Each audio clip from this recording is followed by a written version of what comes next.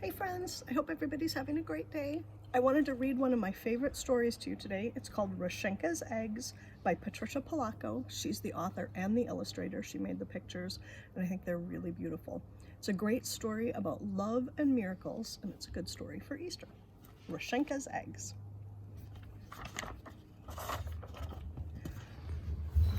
Babushka lived alone in a dasha, a little house in the country, but she was known far and wide for the fine eggs that she lovingly painted. Her eggs were so beautiful that she always won first prize at the Easter festival in Moscow.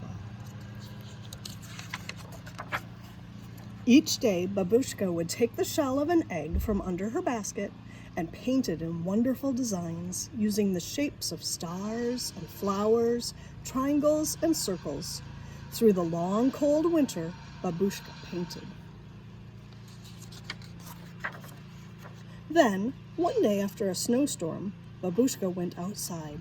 She could still hear the faint sound of falling snow. It was a sound like soft rain. Herds of caribou came to feed at Babushka's because the grasses they usually ate were covered with snow. "A miracle," she whispered as she fed some. "These wild things have found their way to me." Just then, a flock of noisy geese honked loudly overhead. As they glided over the snow, one of them faltered and fell from the sky. Babushka went to where the goose lay crumpled in the snow. "A hunter did this," Babushka said. She carefully picked up the goose and took it back to her little house.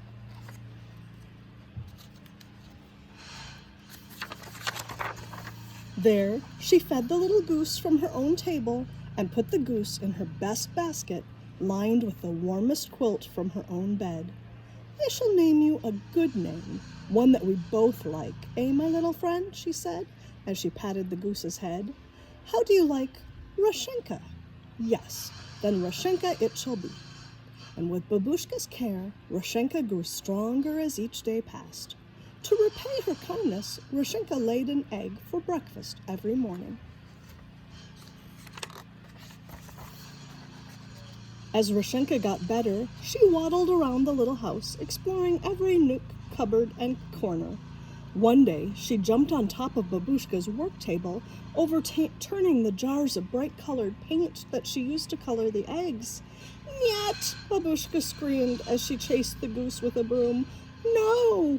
The frightened goose flapped her wings to get away and knocked over the basket that Babushka had so lovingly painted. The eggs crashed onto the floor and shattered into millions of pieces. They were both very sad. There was no reason for Babushka to go to the festival.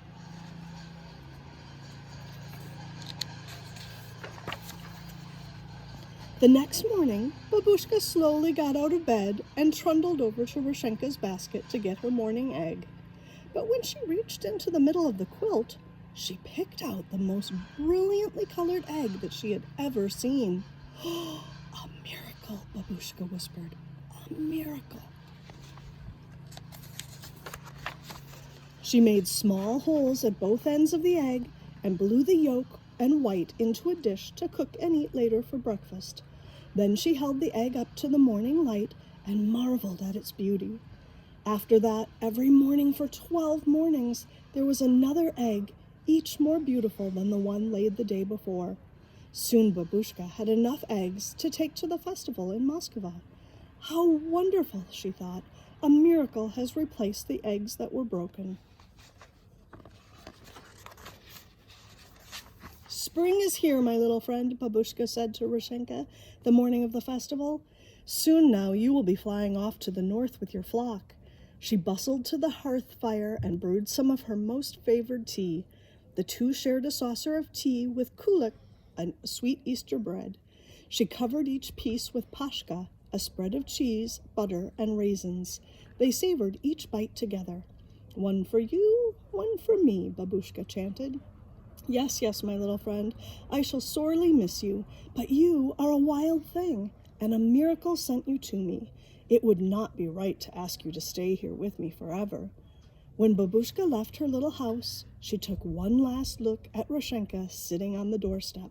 She waved and then took determined steps for Moskva with the basket of her precious eggs. She crossed Libatov Valley where the caribou mothers were walking with their newborn calves. A miracle, she thought. New little lives, a miracle. She crossed the bridge over the Moskva River and soon could see the onion domes of old Moskva. The festival was bright and exciting. There were goat carts selling kulik, parades, dancers, jugglers, and laughing children, playing and running. Babushka showed her old friends the eggs. Her eggs were the most beautiful in all of Russia, they thought.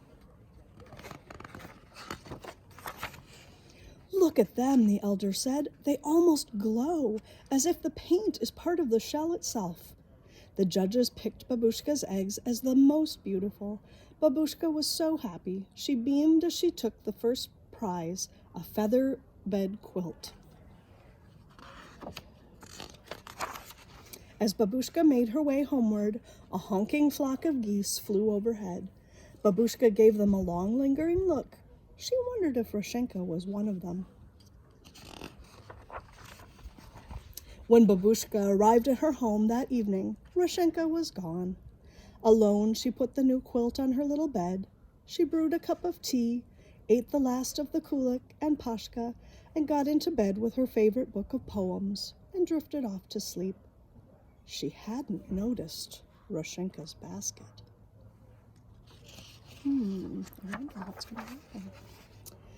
But that night, Babushka was awakened from a sound sleep by an ever so small sound. It was coming from Rechenka's basket.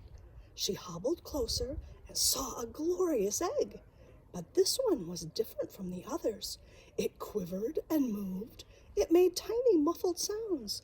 The egg jumped, bumped, rolled, and pitched in the basket.